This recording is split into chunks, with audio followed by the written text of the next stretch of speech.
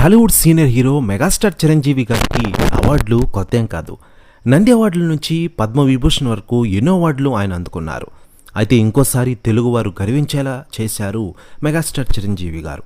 తాజాగా Guinness book of world రికార్డ్స్లో చిరంజీవి గారు ఎక్కారు. ఈ మేరకు హైదరాబాద్లో జరిగిన కార్యక్రమంలో గిన్నిస్ బుక్ వరల్డ్ రికార్డ్ సర్టిఫికేట్ను బాలీవుడ్ స్టార్ అమీర్ ఖాన్ చిరుకు అందజేశారు. గిన్నిస్ వరల్డ్ రికార్డ్స్ అధికారులు ఈ కార్యక్రమంలో పాల్గొన్న విషయం మనకందరికీ తెలిసిందే. ఇలా మెగాస్టార్ చిరంజీవి గారి పేరు ప్రస్తుతం మారుమోగుతోంది.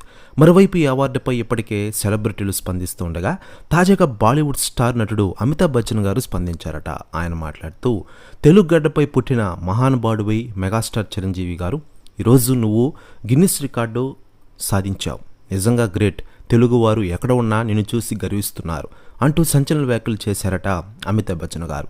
ప్రస్తుతం వ్యాఖ్యలు వైరల్ అవుతున్నాయి తెలుగు ఇండస్ట్రీలో.